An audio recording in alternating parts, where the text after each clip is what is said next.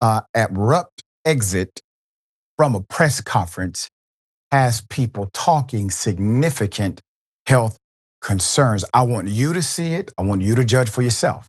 Here it is. It's a good feeling. You know, when we first came to office, this country was really in trouble. And now we're rich as hell, and we're doing amazing things, and we really are. We're the hottest country in the world, and I like that. Thank you very much, everybody. Thank you.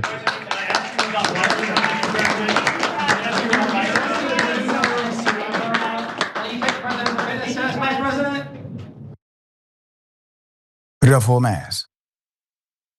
We are going to bring your attention to this recent matter. Trump awkwardly walks away from the press conference. According to Atlanta Black Star, Trump's departure from a recent press conference has ignited a firestorm of speculation about his health, with recent media users dissecting every frame of the video, showing what appeared to be an unsteady exit.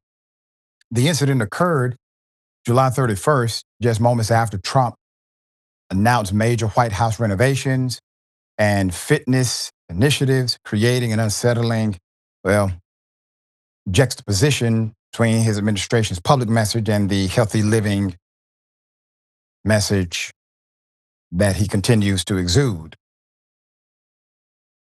Joined by JD, Vice President and Health Secretary Robert F. Kennedy Jr., along with sports legends and Lawrence Taylor, Triple H. Trump appeared energetic as he declared his commitment to build, quote, a nation of strong, proud, and unstoppable young Americans. However, the optimistic atmosphere quickly shifted when Instagram influencers posted video footage of Trump's departure, asking their followers, quote, can anybody tell me what's happening to Trump right here at today's press conference?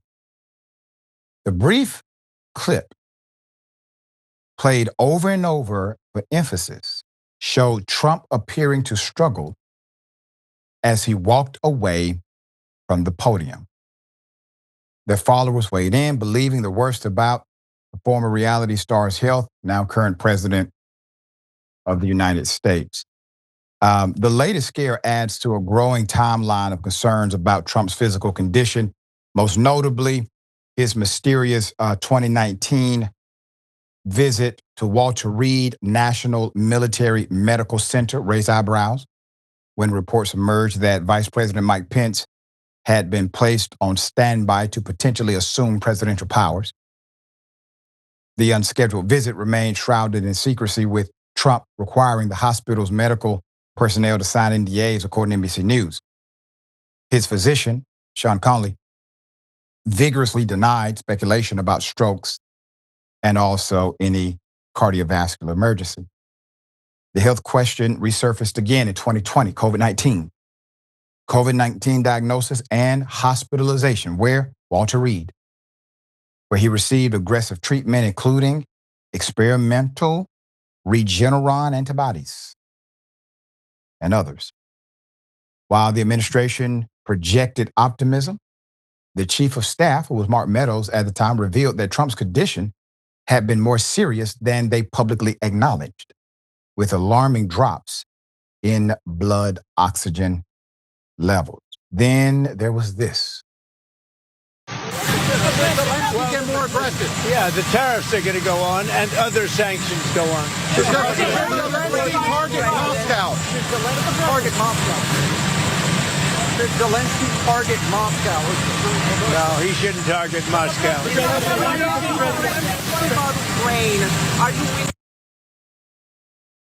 Put it up.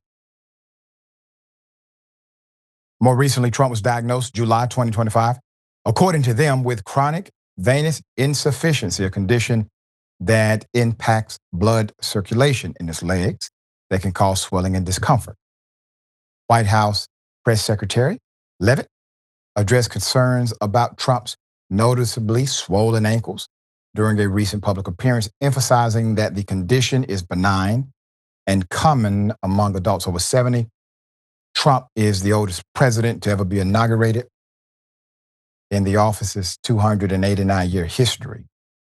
Continues to make appearances. Ongoing questions persist regarding his physical fitness and ability to meet the rigorous demands of the presidency. Isn't it ironic that with all of these things that have been happening for many, many years connected to Trump and the presidency, that he somehow avoids the Biden narrative that said, maybe you're just too old for the job. Maybe that's it. Or perhaps, maybe some of these really extreme policies, you taking a jet from a foreign nation, maybe these things are signals of cognitive decline. I guarantee you, if Biden would have accepted that plane, either A, cognitive decline would be the narrative, or B, simple corruption, one or the other. But somehow, from these diehard loyalists, known as MAGA, they were willing to forgive the plane. They were willing to forgive some of the other policies dealing with economy, dealing with ultra rich. They don't seem as forgiving with Epstein, but there's something coming for you. There's a flip of the narrative that's underway. Why would you ever believe that Trump somehow is, I don't know, Superman, like he pretends to be on his social media? This is his diet. Donald Trump's campaign diet in 2016 was anything but balanced. The former campaign manager detailed in his book, Let Trump Be Trump, the businessman turned politician routinely ordered, now you got to hear this, a staggering meal from McDonald's, 2 Big Macs, 2 filet of fish sandwiches, and I'm using the word fish loosely here, and a chocolate milkshake. Even though he skipped the bread and fries, the meal still packed at least 1,880 calories, far more than the average adult should consume in a single meal. Now, here's my question. What multi-billionaire do you know who eats a damn filet of fish sandwich from McDonald's because they want to? A Big Mac? Come on. There's more. So a nutritionist have criticized this combination, noting its alarmingly high saturated fat and sodium and cholesterol. The Filet-O-Fish sandwiches alone contribute nearly 40 grams of fat, while the Big Macs add a hefty dose of processed ingredients and salt, all on top of a sugar-laden milkshake. While Trump may have been seen skipping the bread as a way to lighten the load, the meal remained a nutritional minefield.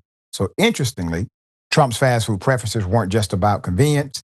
They were tied to a deeper concern. His fear of being poisoned reportedly influenced his diet, as he believed fast food offered consistency and safety through standardized preparation.